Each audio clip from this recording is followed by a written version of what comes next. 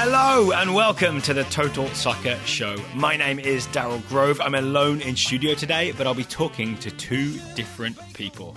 Later on, one of those people will be Taylor Rockwell. I'll call him to catch up on the Scouting Network and, unexpectedly, to talk about Rafa Marquez and Paul Arriola for very different reasons. But for the first half of the show, my guest is Bobby Warshaw, who has just published an autobiography titled When the Dream Became Reality. Now, I know what you're thinking. If you're not familiar with Bobby and his career, you're probably thinking, oh, great, another book about working hard and accomplishing your goals and how great it is to be a pro soccer player. Yawn, right? Wrong. Bobby's book is a searingly, painfully honest account of life as a professional soccer player in Major League Soccer with FC Dallas, and then as an American abroad with 2 Swedish clubs and then 2 Norwegian clubs. It's about a career that didn't go as intended. It's about where he went right, but also where and how he went wrong. It's about introspection and self-doubt, about the highs of believing in yourself and the lows of losing your self-confidence. It's about arguing with your coach, falling out with your teammates, and trying to get your agent to do his job and find you a new club. It's about what all of that feels like. If you've read The Secret Footballer, the book by an unnamed Premier League player, Bobby's book is kind of like that, but way better written and without any of the anonymity. Names are named. As you can tell from this intro, I really like the book and I highly recommend it. I also really enjoyed talking to Bobby and I hope you'll enjoy listening. So on the other end of this phone line, I have Bobby Warshaw. Hello, Bobby. Hey, man. Thanks for having me. You are very, very welcome. We've actually wanted to talk to you for a long, long time. Originally, honestly, I just wanted to talk to you about soccer because I've sort of loved the Play podcast where you sort of get into life as a professional player. And a lot of the stuff you write for Howler, I've really loved in terms of the way it describes soccer from a real sort of inside perspective, you know, in terms of how midfield partnerships work and all that. But then the book came out, When the Dream Became Reality, and now I want to talk about that as well. So... Okay, awesome. Yeah, I've wanted to come on, too, for a long time, so this is nice. Oh, great. It's good for both of us, then. I'm a big fan of what you guys do. Oh, really? Thank you very much. I didn't know that. Do you listen to the show? Yeah, I don't listen to every episode, but I don't know about you, but I don't listen to a ton of soccer podcasts. My podcast time is for other things in the world, but yours is one of the ones I do fit in. Oh, I am honored. All right. Okay. So it's a mutual appreciation society right now. I guess so, yeah. So I want to start with the title of the book, When the Dream Became Reality. And I've got to be honest, before I started reading it, I was sort of like, oh, that kind of just means, I accomplished this and here it is. You know what I mean? But then I think, not a couple of chapters in, I realised when the dream became reality is it's more about the reality part, right? Yes. Tell you what, this is one of the things, it's funny, you write 86,000 words, and the part that stressed me out the most was like the cover, the chapter titles, and the book title. It was just, for whatever reason, I really tried hard to find something else, maybe some kind of soccer cliche, playing through the lines or something like that. Yeah. But this idea of dream to reality just stuck with me through the whole time. So I found one that hadn't yet been used and stuck with it. Is it fair to say that that's kind of the thesis of the book, is the difference between the dream and the reality? Yes. I think there's multiple themes, and every reader will take something different, but that was the original and the main one. Just this juxtaposition between when the dream becomes what you do every day and becomes real life. I also I want to talk about the moment at the draft when you said the word "y'all." Yeah. Just how sort of I'm really interested in that concept of things coming out of your mouth, not you specifically, but everybody, that you almost know in the moment that you're doing something that isn't good, and yet out it comes. I want to go through the feelings of what happened there. I feel like that's the way I live 90% of the time. You don't feel that way? I finished a conversation, I'm like, what the hell did I just say? All right, so I also want to talk about the reasons for writing the book, because it seems to me it's either like exercising some demons, or it's a process of self-discovery, or it's kind of a warning for professional players or would-be professional players with big dreams, or it's a blueprint for would-be players, let them know some of the warnings that are out there. And I wondered what exactly the thing in your head was when you started writing it. What were you trying to accomplish? And follow-up question, did you accomplish it? Oof, that's a heavy question early on. It's like 5 questions in one, right? Yeah. Why did I start? The most basic thing is that I thought it would be cool to do a book, right? I just thought it would be cool to have that accomplishment in my life. Yeah. And at first, it was just a collection of essays. There was literally like 100 pages of just random stories and random chapters.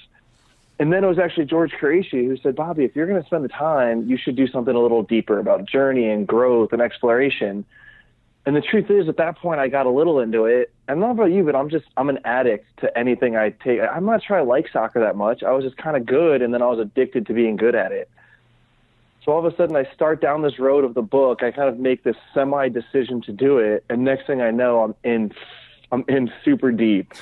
And the deeper I went, the farther I kept going, because I kind of wanted to do a book. And then once I made that decision, after leaving soccer, as I'm sure you've heard a bunch of people say when they retire, or just maybe everyone goes through in life, there's a void of, holy crap, what do I do now? So then the book created a purpose, and that purpose was that if I tell my truths, if I kind of bare my soul, people will feel good about that, and that will make other people's lives better. They will feel more connected and feel more related to. So it's kind of these series of things where I just made a decision, and that ball got rolling.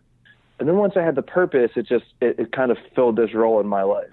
So is it fair to say that then the goal in the end is not just to provide like a realistic portrayal of a professional career for would-be professionals, but more for people in general who experience the emotions and anger and self-doubt that you sort of describe in detail in the book, and maybe let people know that that's okay, right? That it's okay to have those feelings. That's exactly right. I'm a big proponent, and this is probably just because for most of my career, I felt isolated and lonely and scared and just didn't like myself that much because I had all these emotions. And the truth is, they're emotions that most of us have, and we feel horrible for having them, so we hide them. Yeah. And if we were just to talk about them, we would find out it's just what being human is and being normal is. So one of my big things is probably to a fault at this point. I try and be open and honest about these things because I just love that feeling. I mean, you're sitting at a table and somebody else kind of says something intimate, and it's something you've been feeling too but have been hiding. It's just an incredible feeling. So I wanted to try and create that feeling through my book of people read it and they feel a little bit less like a freak or a weirdo. And I kind of felt like I went through some of my own emotions reading it. Like you literally lived one of my worst nightmares. I think it was at Geis is that how I pronounce that in Sweden? Yep. Where you asked your teammates. This is when you sort of in your own description you'd made yourself kind of unpopular with your teammates, and you asked them, do you want to go for lunch? And they said no. And then you walk past a cafe on the way home, and they're all in there eating lunch without you. Like I would wake up sweating if that was a dream I had. Yeah, that sucked. Oh, no, I'm sorry. I'm sorry to make you relive it. I kind of feel like after reading it, there's so many raw emotions in there that any questions I'm going to ask are kind of going to bring up some stuff. So is it okay to talk about this stuff? Yeah, of course. Yeah, of course. I wanted to, that sucked. The thing is, there's so many things that went wrong there. And that was just, to me, that's like the one story that epitomizes all of it. Right. So, yeah, I mean, I could have written a whole book on what went wrong at Geis, both for me personally, but just a case study for what goes wrong at a club, because we were the biggest club in the league and we were about to get relegated just because all these things, like we probably all think of these teams at leagues around the world. The LA Galaxy, like these teams could literally buy up every top player in the league, and yet they're still in last place. How is that? Norway had Braun and Fredrikstad when I was in Norway, and Geis in Sweden, and LA Galaxy and MLS now. It's just what happens. So one of the things that really struck me is I was surprised at how clubs can make such terrible decisions. And one of the examples to me was Geis signing you as a midfielder, and then a couple of strikers go down, and they ask you to play up top as essentially a target man, from what I understand. And it seemed that you describe in practice, it's pretty obvious early on that that's not going to suit you, but they make you do it anyway, and then they get mad at you for not doing it. Like I mean, I understand I'm reading all this just from your perspective, right? So maybe the coach has a different version of how that went down, but that just seems like something that absolutely does not make sense. Yeah, so literally the second day, we just played. It was one of those coaches that only does pattern play. We never did possession. We never competed. We just did pattern play. And in the second day of pattern play, I'm really struggling. He has me running to the channels, laying a ball off, then get back into the box. And I was like, Coach, I'm just failing to understand my role. And he says, man, but all those goals you scored last year, you're really good in the air.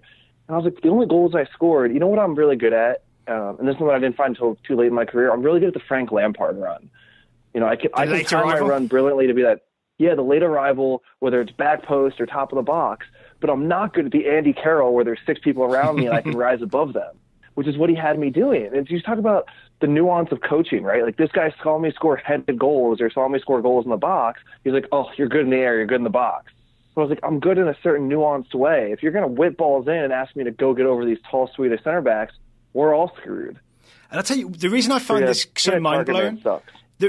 I'm sorry. The reason I find this so kind of mind-blowing is I assume that, especially saying Sweden, that the level of soccer means that you can't get away with making terrible decisions, and that every coach sort of has a good feel for what's going on. And I felt the same about the replacement coach at, is it Byram, the second club you're at, where it was all great to begin with, yep. And then, is it Roy Johansson, is I pronouncing that correctly? Comes in, and it sounded like he literally did not have a plan for how you guys were going to play. He might have had a plan, but all it was a vision in his head without any idea of making it happen. Right? I think all these guys have these grand, they watch Arsenal and they're like, that's what we're going to do. That's how my team's going to play. And they don't see the 4 hours every day with the fake men out there and players passing around them and doing the pattern work. So this is the one thing that it seems most people don't understand about professional soccer is you would think if a coach made it to the top, he knows what he's talking about. Exactly, yeah. It's a business, right? We all have bad bosses. It's like the same at everyone's job. It's like, I can't believe that asshole is my boss. I'll tell you what, it's the same thing in soccer.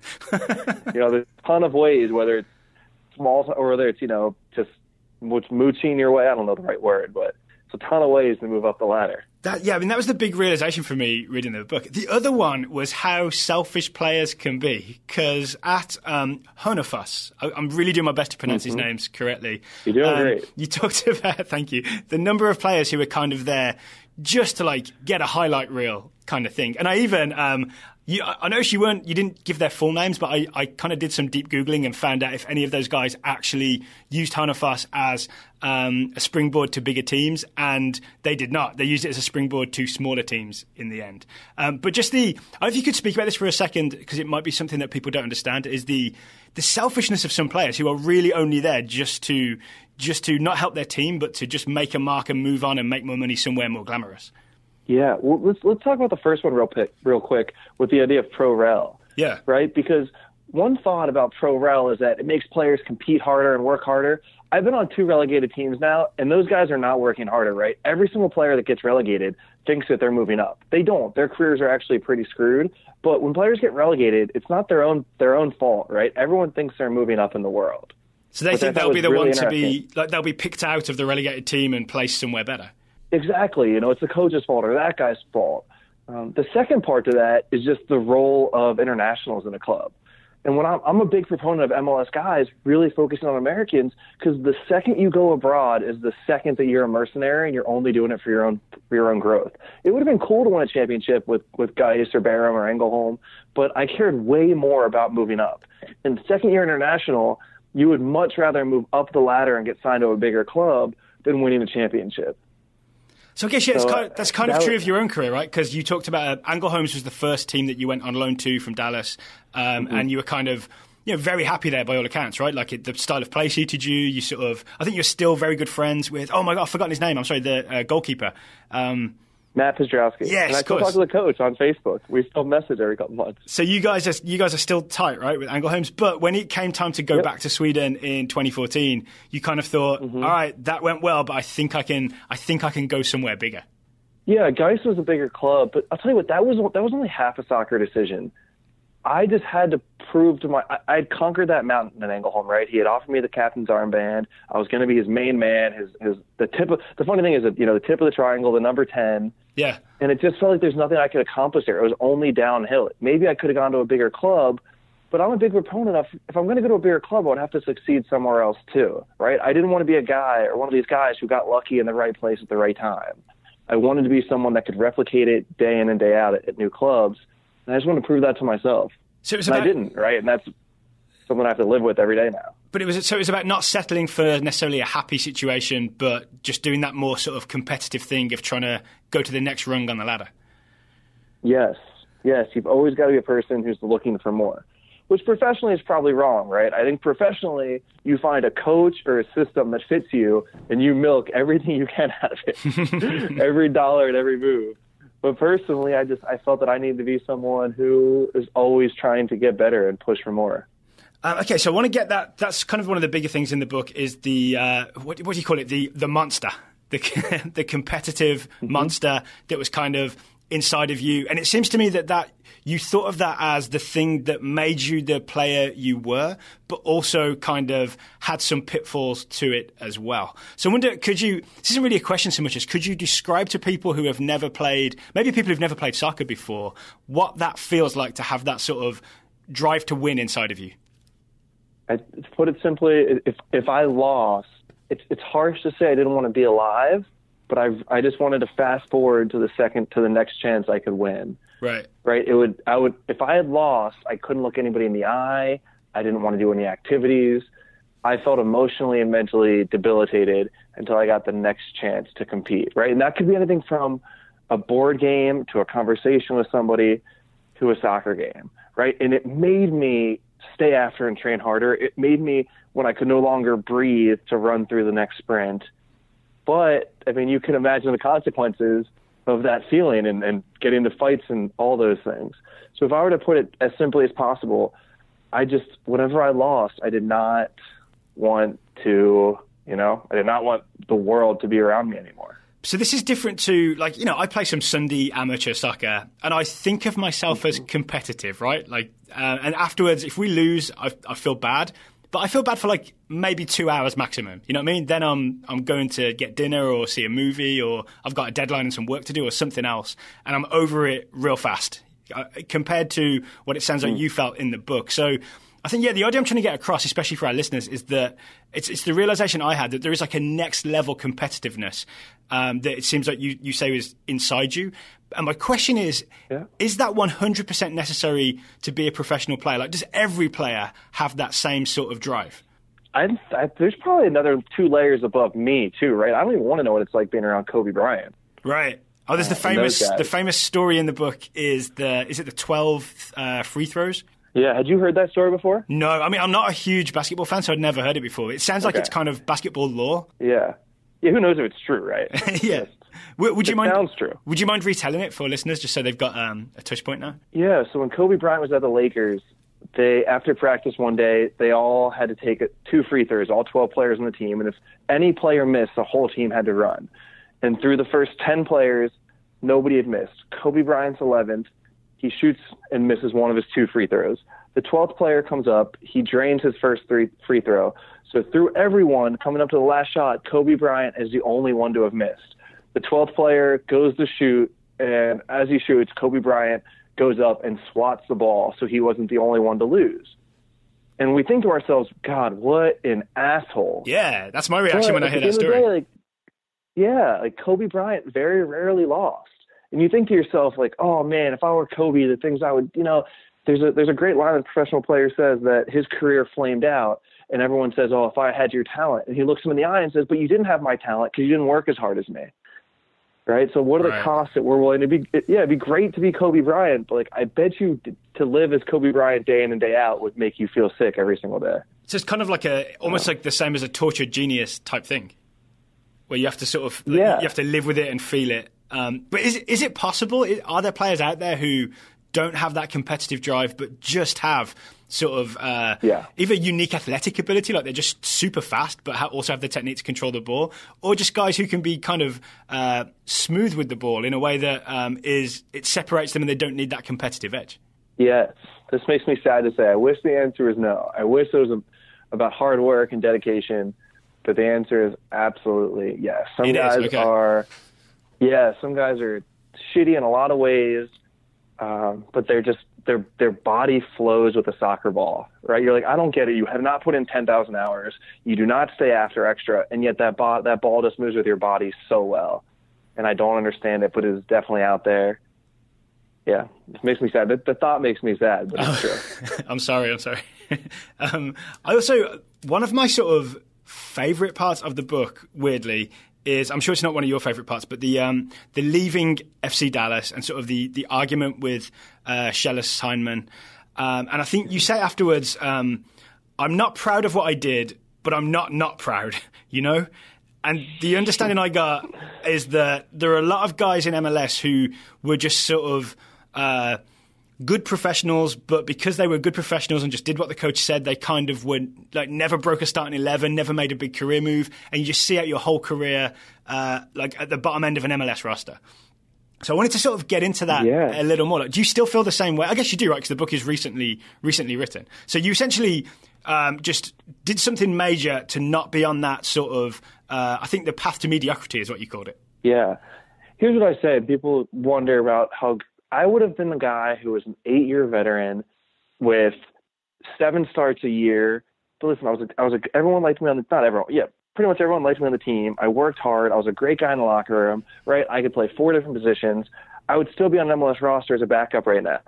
And the truth is, I'm probably still not good enough to win a championship at center mid for somebody.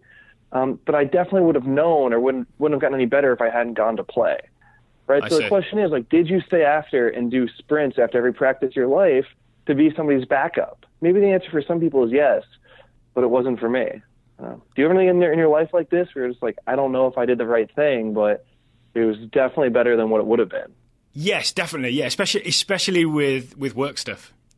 Whether it's like, asking for a raise, not getting it and quitting, like, which is literally a thing that happened. You know what I mean? So, yeah, definitely. And I think there's definitely something to be said for taking a stand. Well, how do you feel after the fact? Like, do you feel better or worse about it? Do you regret it? No, because I ended up putting more effort into the podcast stuff, and I feel like it's kind of worked out. Like, maybe not financially, I probably would have made more money with a full-time job, but I feel glad that I did it because now I'm doing something else, and I'm not worried about asking someone for a raise, which is kind of the same as asking Schellas Hyndman to start you, right? In some ways, you're sort of like you're dependent on someone else's opinion influencing your life. So there's an argument for like taking control of what you do. Exactly.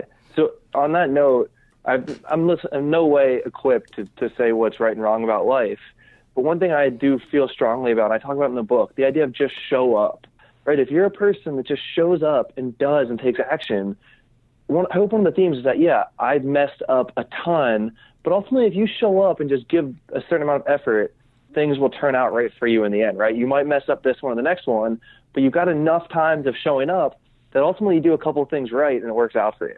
If you just have that mentality. So that's one main thing I learned throughout all these things and reflecting on my career is ultimately if like you're just a person that shows up and does your best and does, takes action opposed to accepting things that happen to you, it'll probably work out.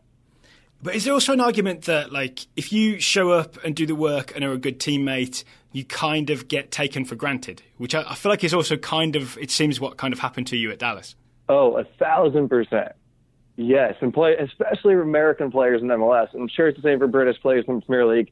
Domestic players get taken advantage of so badly, partially because American players are too nice, right?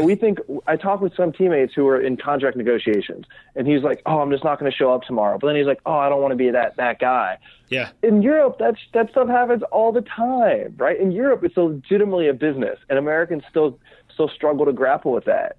Right. So, Americans, just because for multiple reasons, but Americans get taken advantage of in MLS all the time. What do you think those reasons are? Is it something in American culture where we have this, like, I want to say kind of myth of hard work being rewarded? It's kind of like the American dream kind of thing.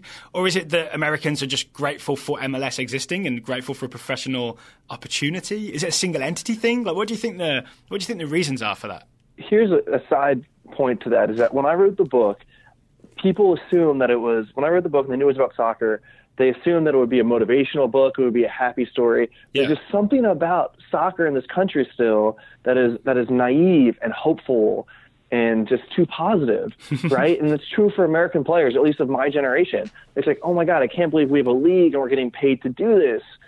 So there's just a general vibe around it right now, which might be good, might be bad, but it means American players aren't willing to do the cutthroat things that other players are. And do you see that as sort of a negative in terms of the overall culture? Because in some ways, I mean, this maybe goes to my lack of competitiveness in that sense. I kind of like that. Like, I prefer a non-cutthroat world where everybody gets to keep their throats, not slit.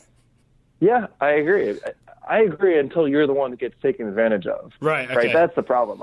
In terms of an overall moralistic view, it sounds great until I was that guy that just felt I will say that I wasn't just professionally taken advantage of. I think that I was emotionally beaten down, which was kind of the other part of my part.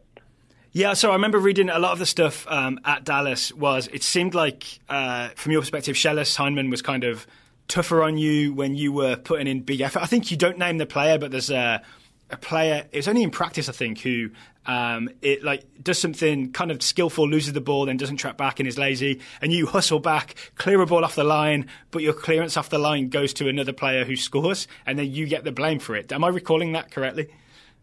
Yes. That seems like an example, right?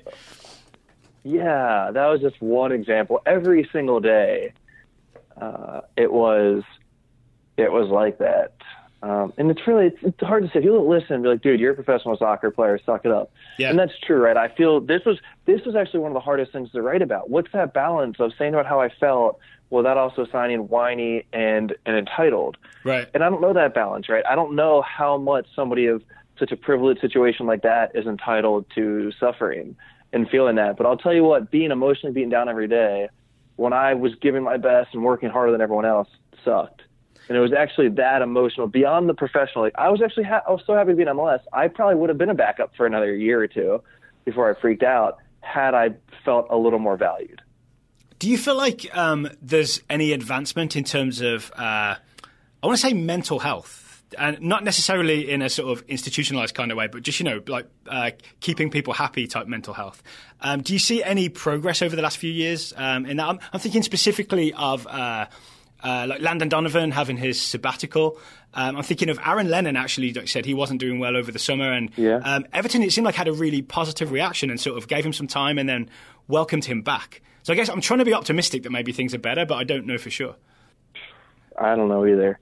It's a good point. Maybe the Aaron Lennon sign is that it's getting better, but it's easy after the fact when someone says I'm really unhappy to help them. But the question is, we're still not helping people before, right? Players still don't feel like they have the opportunity to say I need a day off or I'm just mentally struggling.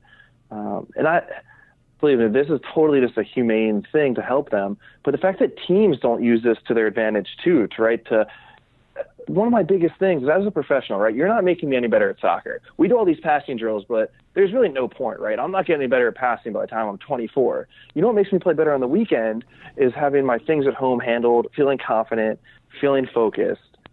So besides the fact that it's just good human practice to make sure people are mentally happy, I have no idea why this is not a factor in the business decisions. Why do we have three outfield coaches and not a single person for our minds? So there should be someone who's maybe like, hey, this guy needs a few days off, and then when he comes back, his performance is going to improve, so it makes sense to just let him take some time.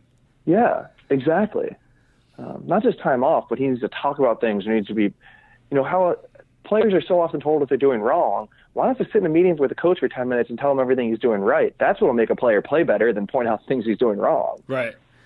So, I want to talk about pet peeves. I want to talk about the Landon Donovan thing for a second as well, because I remember at the time thinking, yeah, if he wants to do that, he's perfectly within his rights to do that, right? And I think LA Galaxy sort of didn't pay him for that period, but Bruce Arena was, at least in public, was very supportive of the idea that he wants to do this, he needs to do this, let him go and do this. But I remember there being kind of I think it was maybe 50-50, but there was some uproar from people that this is unacceptable. He shouldn't be allowed to do this. And I'm sort of, I'm almost like concerned about people's perceptions of professional athletes as if they kind of owe us something, like they owe us that they can't take a break. Yeah, you're spot on. One thing I will say, though, is that within the league, we weren't happy about it either, right? We were very annoyed that we were grinding away every day and Landon could take this time off and come get his $1 million again. I see. So at the time, I'm not going to tell you I wasn't pissed or my teammates weren't pissed, but saying that, we also all felt that it was – we didn't talk about this internally, but I would say that inside we all felt it was right and that we hoped that it would set a new trend. So we sorry, I interrupted. No, go ahead. I was going to say, is that sort of one of those things where, like, a group of men say a certain thing to each other, but underneath you're all thinking something else? Isn't that just the story of our lives, though, you know? Yeah. I feel like that's just what all my male conversations are. I will say one of the reasons like I love doing this show with Taylor and that we're good friends is that he's very good at saying, like, you know, let's get our emotions out in the open. So I feel like it's definitely a thing that hopefully you learn in your sort of mid to late 20s, and then it can make the rest of your life better. And based on the ending of the book, I want to, and just the way you describe emotions through the book, it seems like that is what's happened to you as well, right? You've come to this decision that it's better to talk about things. Yes, it's way better. I don't know if trapped is the right word, but it's probably the closest word that comes to it. Yeah, I just felt trapped for so long. And because I felt trapped, I felt like I was an alien or just wrong in all these things that I felt. And too many people feel that way, right? We think that there's a perfect way to be a person, and if you're not that person, you're doing it wrong or you're bad. But the truth is, a lot of human feelings are very natural, and we just have this conception that they're bad, right? But when we talked about them and realized that they were pretty normal, we could actually then make everything better, make ourselves feel better, make the world a better place.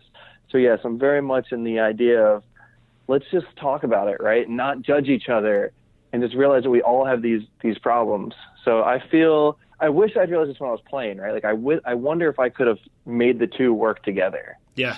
But, you know. I want to talk about playing as well. I realised, so we joked, we were going back and forth via DM, we were joking about the first page of the book includes a reference to my hometown team, the Richmond Kickers, with a swear word in the middle.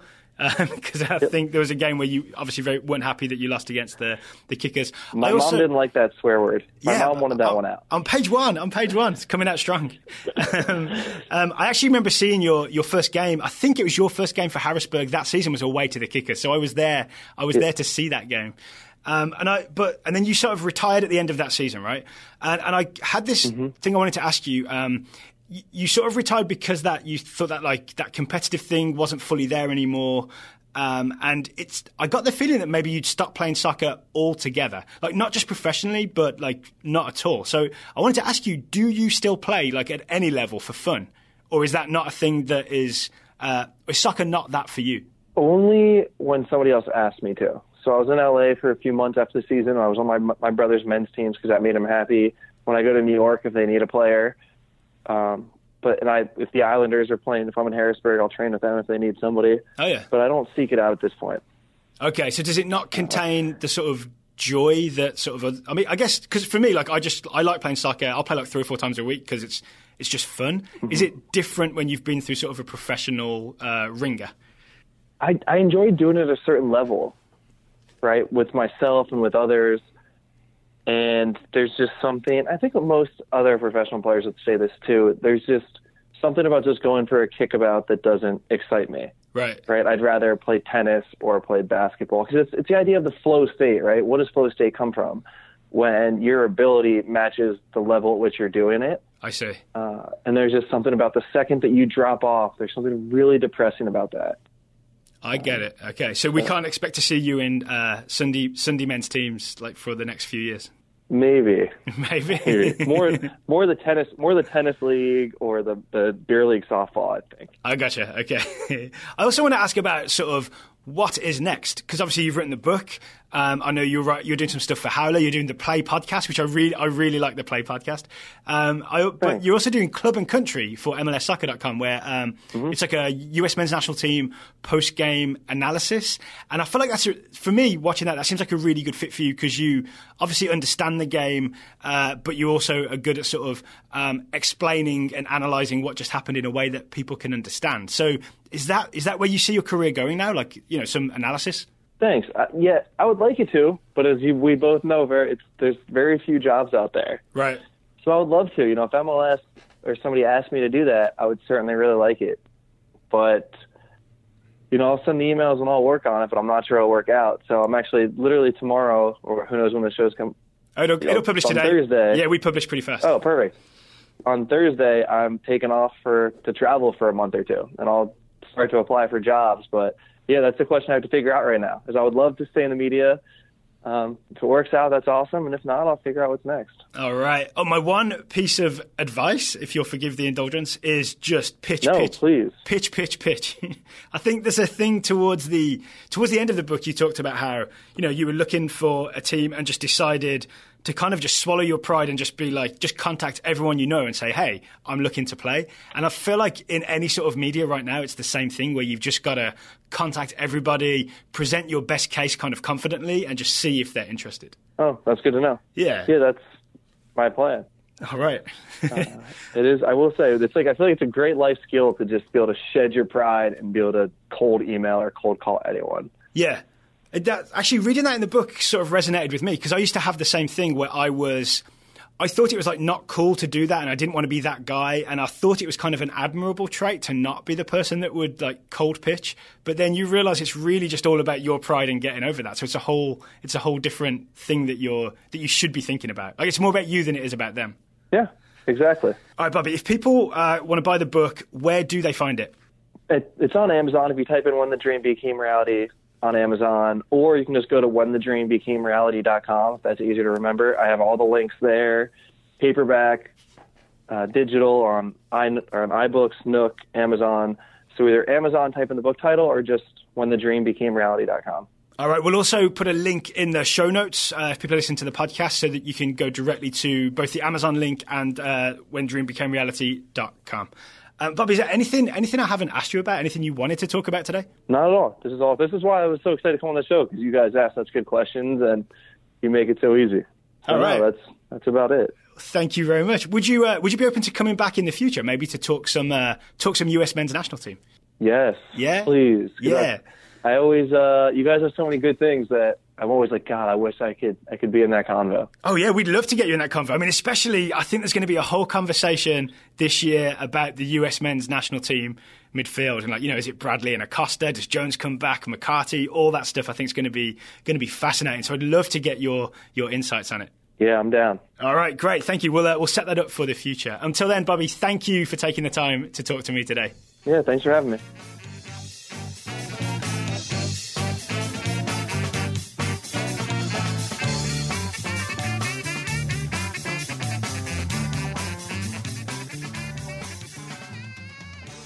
In a surprise second segment on today's show, I've called up Taylor Rockwell. Hello, Taylor. Hello, Daryl. Where are you? You're not in the studio. I know that. So where are you? I'm not. I'm sitting on my front porch. You're on your front porch? So the traffic going by, you'll hear that. So you're not even far from here. You could have come down and seen me face to face. Are you in the studio? Yes. Oh, I didn't realize that. I thought you were doing it from home today. Oh, okay. Yeah, I definitely could be there. Okay. I'll remember this. So I've called you up. I'm just kidding. I've called you up to do, we were going to do some scouting reports because so many people have joined the Scouting Network recently, which is obviously great for us. We're very excited about it. But we also have so many reports coming in that we need to do them on basically every show just to stay on top of things, right? Our inbox is piled high. If you imagine an old-fashioned inbox where actual pieces of paper, not email ones. But not long before I decided to call you, so I'm doing this not long after the Bobby Warshaw interview, which Taylor you'll hear later, I assume. I'm pretty much calling you up not long after. There's been some breaking news. There's been all kinds of breaking news, and some of it's like I don't even know what to make of it. So should we start with Rafa Marquez? What is going on with Rafa Marquez? All right. So as best as I can understand, the U.S. Treasury Department issued sanctions today against 22 Mexico nationals, including Rafa Marquez. What for? Bit of a surprise there, I'd have to say. Basically, it was a coordinated effort with the Mexican government against Raul Flores Hernandez is the gentleman's name. Gentleman is a loose term here because he's a, reported drug kingpin with connections to two different Mexican cartels. Marquez is accused of, let me look at the indictment, or not the indictment, excuse me, the sanctions, as acting as a front person for Flores Hernandez and his drug trafficking organization and holding assets on his behalf as well. Why would Rafa Marquez do this? This makes no sense to me. This is really strange. Well, the frustrating thing right now is that basically all the information out there, if you Google Raul Flores Hernandez or look into him at all you're going to find is information about Rafa Marquez and his connections to Raul Flores Hernandez. So there's not really much out there in terms of like what their connection is, other than that it's a long-standing relationship. So my assumption is that they've known each other for some time. It is worth noting that I said it was 22 Mexico nationals. I think it was also 42 different organizations, including like sports therapy groups, and I believe a Club Deportivo Morumbi is also named. Wow. So I'm guessing there's a lot of like overlap in the like sports and sports treatment and sports marketing world, and maybe that's how they came into contact. Okay, so obviously we don't have too many details, right? Because this has only just come out, but we can assume that this doesn't mean that Rafa Marquez like sits at a table with bags of cocaine on it and people come in and buy them off him, right? It's not that. It's more likely to be like he has some LLCs or some businesses that are maybe connected to this drug kingpin in some way, right? And again, we're just speculating, but that's what seems more likely to me. Well, first of all, the more likely one would be bags of heroin, from what I understand, followed by methamphetamine, then cocaine. Okay. But, that's Sinaloa cartel and the Cartel de Jalisco and Nueva Generación. So there you go, Daryl. But yes, I think the second point is the key point there. If the sanctions, the allegations are to be believed, the alleged allegations, put it that way, then it's probably more so that like Marquez maybe operated a business or lent his his persona or whatever you want to go with, his marketing ability to some sort of product or company that Flores Hernandez owned. Wow. And obviously we don't know if he did that with knowledge or without, but it seems like the U.S. Treasury Department thinks with knowledge if they're going to name him. Is there a chance? Is there a chance people at the U.S. Treasury Department sort of didn't know how famous he was? Like, not everyone's a soccer fan, right? Not everyone knows who Rafa Marquez is. No, it's listed in there. Oh, okay. if you read the sanctions, it says like amongst those included, there's a singer. Julian Alvarez is named in there too, and they basically say like Mexico national team player Rafa Marquez, and then this singer, and they list his credentials as well. So they definitely knew who he was. Does it say we wish we could have done this in fall 2016 so he couldn't score that header? Is he just banned from Columbus? Well, there's been a lot of jokes that like Onyewu suddenly works at like the U.S. Treasury Department, or maybe it's Tim Howard is in there. So we shall see Landon Donovan on that front as well. Yeah, him too. They've all lent their attacking abilities to this one. Man, I feel weird joking about this because this is serious business, right?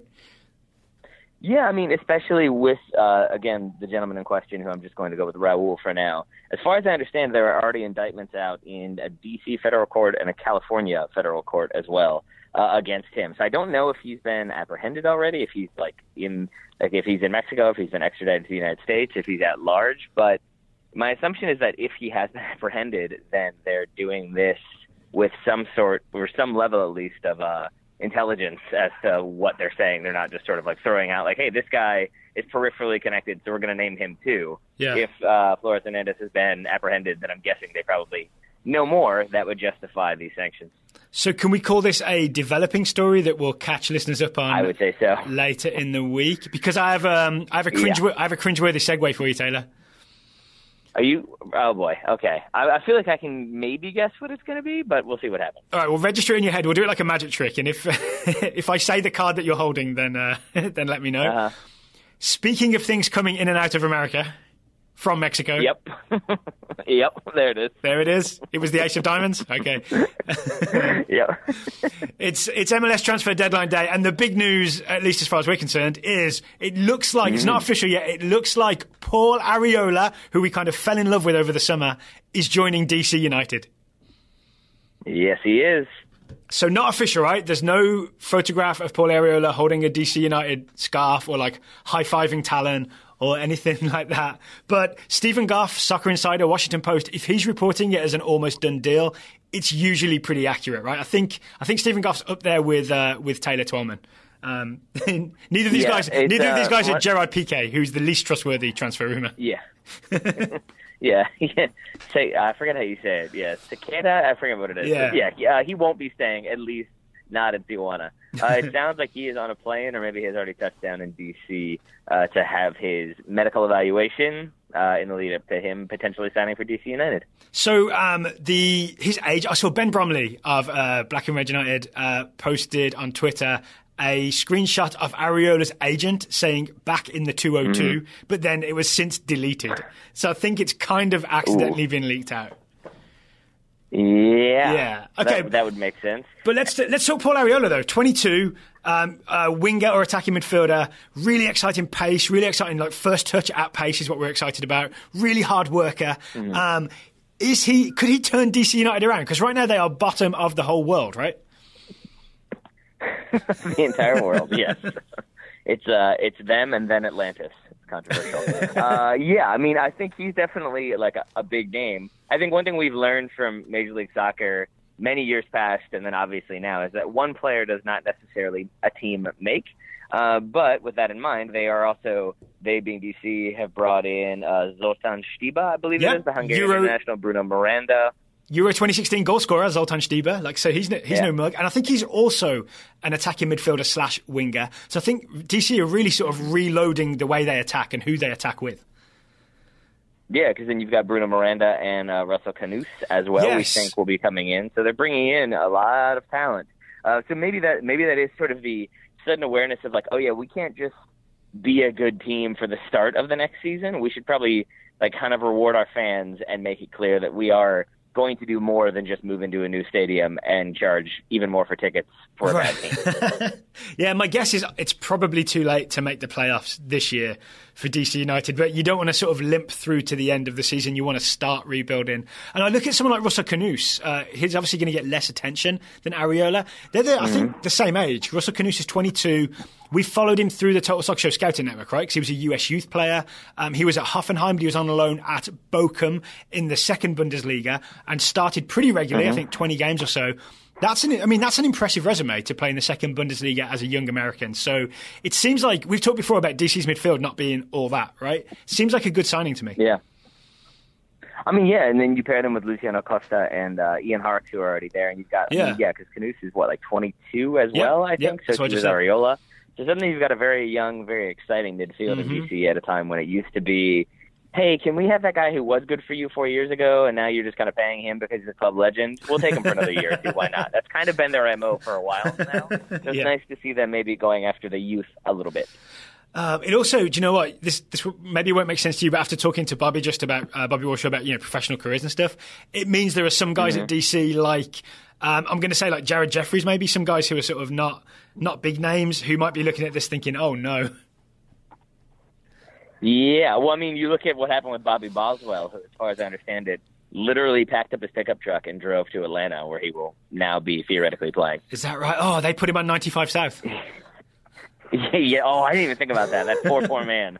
Even if I think he left yesterday, he probably won't get there for another 4 days. I mean, at least Lamar Eagle got to fly to Seattle, right? We think. I haven't seen any reports to the contrary, but who knows? Okay, any more to say on DC before we do our scouting reports? I mean, just that as a nominal DC United fan, I am excited that they're doing nominal. What are you a nominal DC United fan?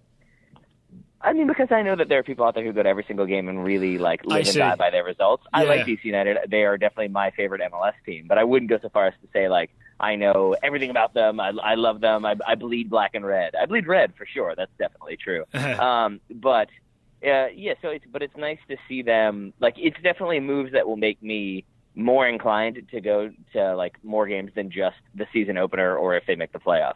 Does that make sense? Same here. Yeah, I think I'm in the same boat as you in that they are sort of theoretically my favorite MLS team because they're the closest to where we live, but it's still like 100 and a bit miles away from where we are, so we're not quite like in and around it. But exactly. But if they're exciting, then suddenly you'll start watching, right? Yeah, and I mean, and like, you and I tend to have busy weekends, what with all the games going on, as well as doing commentary for the Kickers. But if there were some Saturday night when we were both free, and you've got like Paul Arriola, and you've got, the names we've already gone through, Luciano Costa and Ian Harks, even Canus, like that would make me be like, maybe we drive up there real quick and watch that game and drive back. I mean, we've driven up for a Capitals game together before. That's true. Why not for a DC United game when they've got some young studs in there? Yeah. All right. Okay. So the future is at least a little more exciting for DC because at least they've sort of on MLS transfer deadline day they've essentially rolled the dice, right, and just shaken things up, to use two metaphors. Yeah, and I want to one more thing I'll say, like they've also done some very smart moves from the sense of like Zoltan Stiba. I can't speak to him very much other than I guess we saw him. I don't remember that. Yeah. But I'll say, I mean, Paul Arriola is a name that U.S. fans will know. That's an exciting name. It is not Hamdi Salihi, who we've been told is good in Europe. Like it's at least names that we have more knowledge about, more interest in. Same thing for Russell Canus. And then when you look at Bruno Miranda, I would just say the fact that he's Bolivian, it's a direct connection for DC United because you have Marco Echeverri, and I don't think it was Raul Diaz-Arce. I think Jaime Moreno. Jaime Moreno. Bolivian. Yeah, the early days of DC United, as I understand it, are very Bolivia heavy, and the sort of, I think, a Bolivian sort of culture in the fan base, the Barra Brava and all that. Yeah. You know what I'm saying? Yeah, exactly. So I just think it's a smart move there to bring in sort of like, I won't go so far as to say proven, because who's ever proven in Major League Soccer, but I'll say they're bringing in names that I think will generate more excitement than curious excitement. Does that make sense? It does. Right, final word on cool. Paul Arriola. Is this a step down for him from Tijuana to DC United? My guess is it's a step down in career slightly, but a step up in salary, because he's going to get paid apparently about $1 million a year. Yeah, it's the largest transfer fee in DC United history, which isn't saying that much, but it is the $3 million. $3 million is what they paid Tijuana. Yeah. There we go. There you go. Okay, so again, we'll watch all this unfold in the next few days, right? Yeah, and I think, I mean, it definitely also probably makes it easier for Bruce Arena to pay attention to him, or whatever future coach might be. And I mean, it's still like there is still the stepping stone to Europe. Plenty of DC players have done that, or at least a few DC players have done that. So we'll see what happens, but I'm definitely excited to have Arriola in the nation's capital. That's for certain. All right, maybe he can fix the government. Yeah, I'm sure he can do that. Should we move on? I'm not sure which would be harder. Like genuinely speaking, fixing DC United or fixing the government. Both tall tasks. We'll see. Well, he can play on the right and on the left and through the middle. So if you want some bipartisanship, he might be the man to go to. That's well done. That was your first transition. Yeah, well you didn't have that card, did you? I did not. All right, should we get to the Total Soccer Show Scouting Network? It's the original reason I called you. We have, I actually can't count them, but we have many scouting reports to get to, promising young players, some of whom are doing exciting things, some of whom are not. I would invite you to start, Taylor. Who we got first? Sure. I believe we've got 10 today. I could be wrong. Up first is Russell Varner scouting Hugo Arellano, the 19-year-old American defender for Los Dos for now.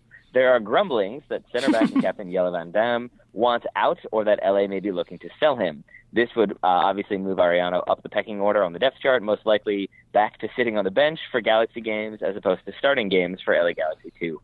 Which one would you rather do as a young player? Probably sit on the bench, to be honest. Really? Okay. Because, I know that's surprising because you want minutes, but the reality is, like, with the Galaxy, if you're sitting on the bench, you're not that far away. That said, I believe also in Russell's report, LA went to a back three in desperation, from what I understand, and Ziggy Schmidt went with Jermaine Jones as one of the three center backs rather than putting in Arellano. So maybe that speaks to where he is right now in the pecking order. Okay. All right. Next up, young Americans doing a little better. Orion Escobar is scouting Tommy Thompson, all aboard the hype train, 21-year-old American midfielder for San Jose.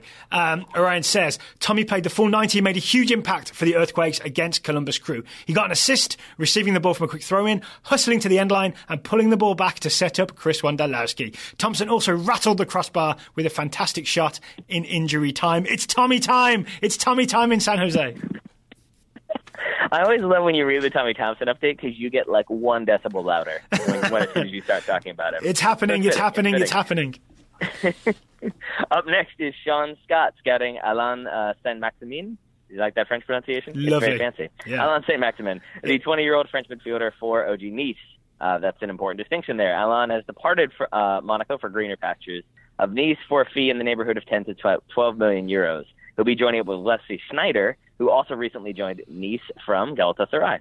Interesting. League One's getting more and more interesting. League Un, I apologise. I feel like there's a lot of interesting things going on. Yeah. Is Alain Saint-Maximin the guy who scored from that weird angle at the Under-20 World Cup? You know the goal I'm talking about? I'm going to say yes. Okay. Sean will correct me if I'm wrong.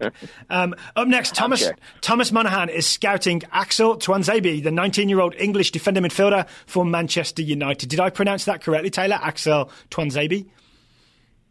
Sure. I mean, this is one of those, we've talked about this before, where I have a tendency to, the first time I read something, I pronounce it in my head, and then that's just how it is right up until you're like, wait, what are you pronouncing? Yeah. And then I realize, like, oh, no, I've been doing this the whole time. So I've always gone with Tuanzebe, but I could be totally wrong. So either one is fine, I'll say. Well, Axel had a strong preseason, says Thomas, playing in 5 of United's 7 preseason friendlies. This is why we assigned him, actually, because it looks like he's in Mourinho's plans. He played as either a centre-back or wing-back. He will most likely serve as a backup for Antonio Valencia on the right or for Luke Shaw or Daley Blind on the left. Ooh, either side. Like Paul Arriola, he's bipartisan. Either way, Thomas thinks that 20 appearances this season should be a realistic expectation for Axel Tuanzebe. I like getting predictions from the scouts. That's good stuff. Thank you, Thomas. Yeah. We'll see about that 20. We'll see. Patrick Keeler is next, scouting Anthony Robinson, the 20-year-old English-American left back for Bolton. Anthony got his second Google alert in the 3 years that I've been following him, says Patrick, but it's a good one. He's been sent to Bolton from Everton on a loan deal through January. He was on the bench for Bolton's opening loss to Leeds, having just joined the club. Bolton already been hit hard by injuries, and it isn't crazy to think that Anthony could be starting for the championship side very, very soon. Yeah, we talked about Bolton's troubles in the past couple of shows, right, where they have this really low sort of wage they're allowed to pay because they're in financial trouble. So that could work out to Anthony Robinson's benefit.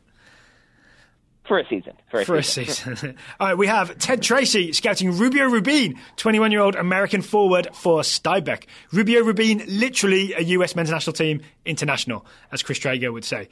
Rubio's trial with Stuybeck was successful, says Ted, and he's now been signed up for the remainder of the season, 12 games left. Stuybeck are currently 7th in the Eliteserien, formerly the Tippeligaen, and their top 3 goal scorers so far are all midfielders. Their best forward has been English striker Alex Nimley, who has only scored twice in 14 appearances. Go on, Rubio Rubin, get yourself some goals. Yeah, opportunities there. Also, I feel like you really missed the opportunity to do the poetic Tippeligaen, which is how you're supposed to pronounce it. So I should have talked to Bobby Warshaw about that. How did you pronounce it when you were there? I think I nailed it, but also I think that I'm probably wrong. Michael Russell scouting Christian Bielek, the 19-year-old Polish center back for Arsenal. A rumored 2-year loan deal for Bielek to Eintracht Frankfurt broke down over the weekend, reportedly due to contract disputes. However, Frankfurt director Bruno Hübner gave more info in an interview with German outlet Kicker, stating, quote, this gets a little rough, "We retain a close and intensive contact with Arsenal and have talked again and again about this player. Bielek is a player with a lot of potential. However, the Bundesliga would be too early for him." Oh, dear. End quote. Ouch, says Michael. Bielek will likely continue to feature for the Arsenal U23s, while other loan destinations are explored. That's got to sting if you're Bielek to hear that. Because he probably thought, let me at him, I'm ready to go. Okay. I feel like that's the equivalent of like asking somebody to prom and then being like, oh yeah, that sounds good. Let me think about it for 1 second. And then you hear that they got a better offer from somebody else, and they're just like, never mind, you weren't ready to be our prom date. It's gotta hurt. It's gotta hurt. You knew you were in contention, and then you got rejected. And now you have to go alone. Jacob Stolzenbach is scouting Felix Passlack, the 19-year-old German defender for Dortmund. Passlack hasn't impressed this preseason, says Jacob, and will not be able to surpass Piszczek. In fact, he's been so unimpressive that he was set to go out on loan before injuries prevented the move from occurring. He also can't play left-back well enough to start over Zagadou, who just came over from PSG and is a natural centre-back. Ooh, no. So Pulisic, things are going well for Pulisic because Passlack's like in his cohort of U19s that got moved up to the Dortmund first team. So it's interesting to see them go in opposite directions over the summer. Yeah, and it's surprising, right? Because, Passlack was getting minutes last season. So we expected that maybe he'd be in sort of consideration for minutes as well. So to hear that it's gone this poorly, and especially that they were considering sending him out on loan when we know that that basically Dortmund do not like to do that. That's not like in their plans. They prefer their players to develop in their system. So that he was going away, theoretically, wasn't probably very good for him. I think it's an example of different coaches having different opinions, maybe, or different coaches suiting people better or worse. So Tuchel out, Peter Bosz in. So probably Bosz likes Pulisic. Pulisic likes Bosz. Not so with Felix Passlack. I don't want to be like starting rumours there, but it just seems like his fortunes have changed under the new coach, basically. Indeed. Yeah. One player whose fortunes have not changed, at least as of now, is Takefusa Kubo, the 16-year-old Japanese midfielder for FC Tokyo, scouted by Todd Ito. Todd followed up on his earlier report to confirm that Kubo is indeed still only playing for FC Tokyo's U18s, although they did recently win the 41st annual Japan Club Youth Football Championship. So at least there's that. Get him in that first team. Pretty much the same as, that's the exact same thing as playing for Real Madrid or Barcelona. I'm fairly confident. It is weird that he is not in contention for the FC Tokyo first team. I'll be looking forward to the Tadito Scouting report where we hear that Kubo is starting playing regularly for FC Tokyo. Maybe we have like a Tommy Thompson situation here, which takes a while.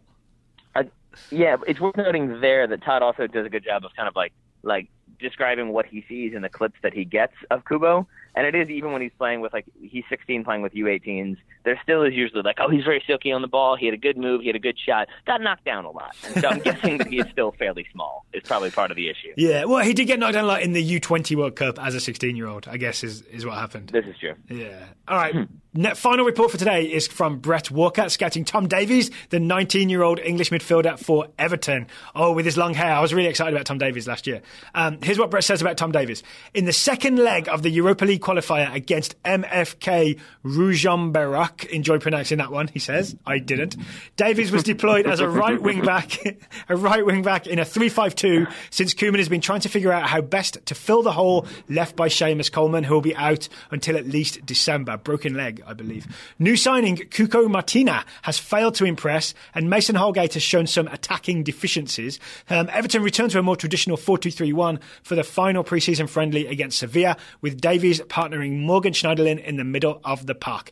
Davies has said his preference is to play midfield, but is happy to play anywhere Koeman asks. So for Everton fans, that's the big question, right? How do they start the season? In the 4-2-3-1 or in the 3-5-2? I guess we'll find out this weekend. I think for him, hopefully he finds out sooner than this weekend, as I'm guessing he'd like some time to prepare. I'll also add that his quote about this was very FIFA football managery, in the sense that he said something like, I prefer to play central midfield. That's where I feel most comfortable. But I'm always happy to learn new things and challenge myself. And anywhere I can play, as long as I'm wearing an Everton shirt, is wonderful. It was a very smart answer for a youngster. But preferably for Everton Football Club, right? Yeah, I believe that was the point. Okay, thank you to everybody for the scouting reports today. You ready, Taylor? Deep breath. There's a lot of names come in. Thank you to Russell, Orion, Sean, Thomas, Patrick, Ted, Michael, Jacob, Todd and Brett. Thank you for all the scouting reports. And thank you to everybody who has recently signed up for the Total Soccer Show Scouting Network. It keeps us encouraged to keep doing the Total Soccer Show. If you'd like to join the ranks of the Scouting Network, it's totalsoccershow.com/join. That's where all the information is. If you recently sent me an Itchy Feet scouting report, I will be getting to it in the next couple of days. So check your inbox. Assignments are coming. Much like winter, assignments are almost here. Hey, speaking of that, we've had a couple comments. I think we probably have to stop referencing Game of Thrones for the time being. Spoilers? Yep. Oh dear. Okay. Yeah. I thought I was deliberately I was deliberately non-specific with some of the things I'd said. Everyone knows about dragons, right? It's not like it's some big mystery. I are doing at any given moment can be considered spoilers if you don't want to know anything at all. Okay, we'll calm it down a bit. If you're watching, it's like if you have DVR'd the Manchester Derby, and then we talk about, I don't know, Lukaku starting. You might still be well, that's a spoiler because now I know that Lukaku was there. Mm-hmm. I mean, I'd be surprised. I'd be surprised if he didn't start the Manchester Derby. But okay, I guess I'm being petty now. Okay, but yes, we'll back off with the Game of Thrones spoilers. I just feel like maybe without giving any details away, this past weekend was just one of those moments that everybody was talking about. So it just felt like part of the cultural conversation. You know what I'm saying? Yeah, that's fair. I can't believe Khaleesi's dead. Can you? Taylor. All right, that definitely 100% did not happen. Just kidding, everybody. Just kidding. Sorry for making everybody's heart stop. Okay, Taylor, what have we got planned for the rest of the week? I believe it's you versus me Premier League draft is the big one. Are you prepared for this? I mean, I can't say I am. I haven't done any work towards it, but I will be prepared by the time we face off. You're coming into the studio for this one, right? You're not just going to sit on your stoop? See, I like that you make that comment knowing that you're not coming to the studio, are you? Oh, of course, yeah, because I'm dog sitting. Oh, okay.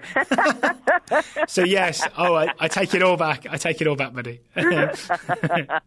I like that you keep forgetting that, and then I'm the one who has to remind you. Yeah, but later this week, we will have our Premier League draft where Taylor and I will essentially just draft from this season's available Premier League players and try to put together our favourite / most fearsome 11. I think it's a fun way to preview the season on an individual player basis, but also will be a fun way to spend an hour drafting against you. Yeah, I think so. I also enjoy that it's our way of basically doing a fantasy Premier League without actually having to do a fantasy Premier League. Yes, we don't have to make changes each week or follow points or any of that stuff. Good luck to everybody doing fantasy Premier League, by the way. I understand why it's fun, but I cannot keep up with it, so that's why I can't do it. No arguments here, my friend. No arguments here. Okay, Taylor, I will close by saying thank you for taking the time to talk to me today. Right back at you, buddy. Listeners, thank you for listening. If you're looking for more content, please check out the Top Drawer Soccer Show. Every Wednesday, 6 a.m., a new episode drops. New one dropped Wednesday morning, 6 a.m. We're talking Pay to Play with Will Parchman. Thanks again to Bobby Warshaw for guesting. The link to When the Dream Became Reality, where you can buy it via Amazon or directly via the whenthedreambecamereality.com website. Both of those links will be in the show notes. I thoroughly, highly recommend it. All right, Taylor, thanks again. Listeners, thank you for listening, and we'll talk to you again later in the week.